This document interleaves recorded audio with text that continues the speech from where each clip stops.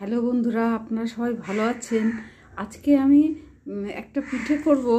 এই পিঠেটা চাল 1 বাটি আর হাফ বাটি বিউলির ডাল ভিজিয়ে রেখেছি। এটা আমি নুন দিয়ে পেস্ট করব এই যে গ্রাইন্ডিং মেশিনে।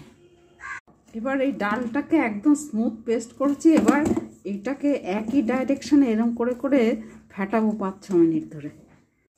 ঠিক এরকমভাবে পিঠেটা করব।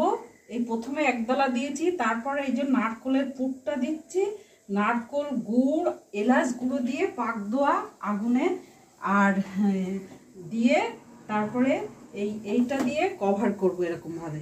এইভাবে সব কটা করে নেবো। তারপরে 10-12 মিনিট আমি ঢেকে দিয়ে স্টিম দেবো।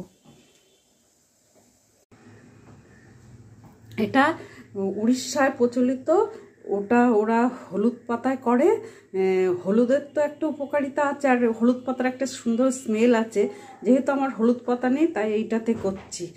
আর ওই যে স্টাফিংটা যে কোনো দেওয়া যায়। আমি তো সন্দেশ দেওয়া যায়, নাট দিয়ে দেওয়া যায়, অনেক কিছু দিয়ে করা যায়। তৈরি হয়ে গেছে। যেহেতু ফার্মেন্টেশন করাইনি, ইনস্ট্যান্ট করেছি, তাই আমি বেকিং সোডা বেকিং পাউডার কিছুই দেইনি। দেখুন কীরকম সফট হয়েছে। খুব করে ফেটিয়ে নিয়েছিলাম।